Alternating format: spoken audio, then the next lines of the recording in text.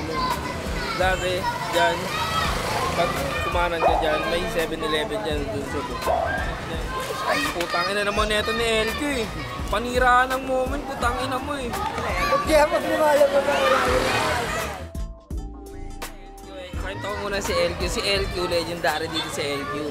Si LQ ang pinakaunang-unang rapper dito sa Osay. Siya yung pinakaunang-unang rapper. Dati popping siya, maangas siya. Kaso napasyaga. Napa-drugs. Sinabayan pa ng inom. Ayun yung mga naging example para sa akin na hindi na dapat kaya. Balik tayo doon. So may 7-Eleven doon. Compound 11, 12 years old. Nakakaway namin yung gwardiya sa 7-Eleven. Pinagbibinta kami ng nira ng mga poster. Si Jashim ang umano sa kanya. So kaya. Pagsugod niya, hindi niya alam ang dami namin. Yung dami sumasapok sa kanya. Nanabato siya ng bato. Hanggang sa parang nataranta na siya, so hindi niya na alam gagawin. Tumakbo sa 7-Eleven, kinuha yung baril, pinagbabaril kami doon. Oo, gago. Pum, pum, pum. Doon ko naranasan yung takbuhan na walang lingunan. Kasabay tago ako sa kotse, tapos silip-silip. Wala naman tinamaan. Wala naman. Muntikan lang. Si Jashim sa ganito, dumaan sa ulo niya. Yun. Yung mga crazy moments dyan. Marami pa. So, binahabol kami ng mga barangay, mga polis. Sobrang dami. Takbuhan.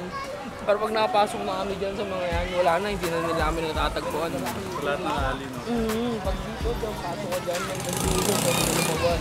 Pwede ka lumabas sa kabilang bawal pa tanga-tanga dyan pag namali ka, pag namali ka ng pato. Minsan bahay na yung mapapasukan mo, hindi na siya iskinita, mukha lang iskinita.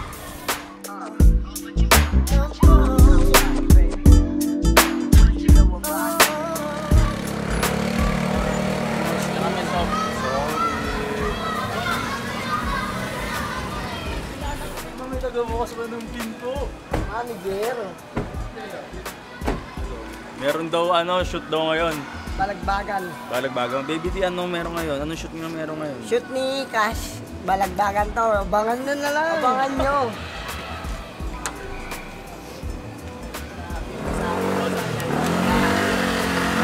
Pang-performative meal yan, ha? Sim, kaya nga hindi ko binitawan eh. Tiradang performative meal. Ayos ba?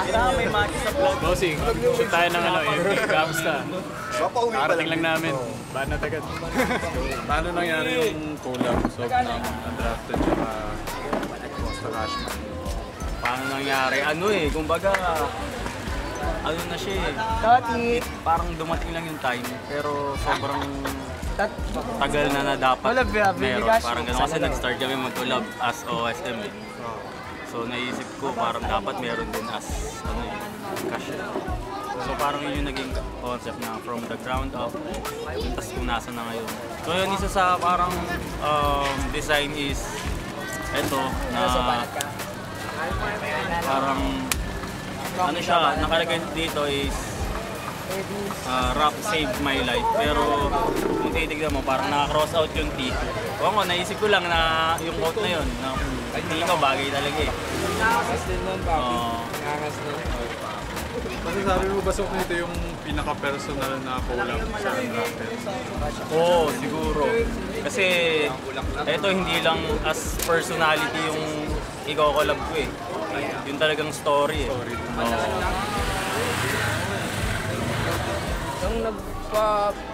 Yung talaga sa akin dito na parang gusto ko umalis. Nag-aral ako sa private.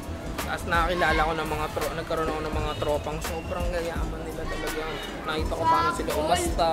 Nakita ko paano yung disiplina nila, paano yung rotation nila sa bahay. Kasi nakakatulog ako sa mga bahay nila eh. Parang dun tao ko dito, dito eh. Survivor ka dito eh. Parang survival dito eh. Bubuhay mo survival yung... Oo, ganun dito. So, pag wala kang pera dito, tayo ka.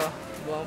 Tangin ng yan. Dati, bago ako mag-aral, ang naasahan ko lang, may gintulak lang ako. Ganun.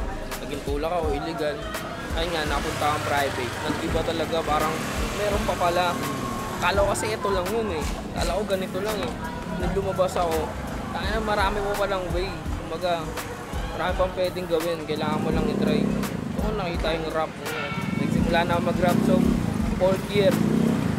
Hindi ko na tinuloy yung yung pag-aaral ko. Kasi, ulo na din ako eh. Parang ano na ako eh, pariwara na ako nun eh. Parang ang kulit ko na talaga eh. Nung mga una parang trip-trip lang talaga siya eh. Parang sa lahat naman siguro eh, una trip lang eh. Tapos sabay pag nalilove ka sa proseso, kung ano malalaki eh. Ganun yung nangyari sa akin. Tapos sabay hanggang sa parang, ano na ako, no choice na ako. Ayaw ko magtrabaho. Ayaw ko naman na din mag-illegal kasi alam ko nga habulin ako nun sa future kahit maging papin ako ngayon. Lakin ko na sarap. Parang tinatako na lang sa utak ko, hindi. Basta hindi ako titigil, may mararating ako dito. Kung hiling may mararating ako. Ayun na yung nasa utak ko. Parang dati pa lang, ramdam ko na. Pero ngayon iba na yung problema mo. Oh. Iba na mas malalaki na. Dati nga akala ko pag nakuha ko yun, ayun na yung sob eh. Akala ko masaya na ako doon, kontento na ako. Pero hindi, pag nakakuha ng mas malaki, mas maghahanap ka pa ng mas malaki pa, parang ganun yung nangyayari. Simula pa lang din talaga yun. Parang ganun, simula pa lang din.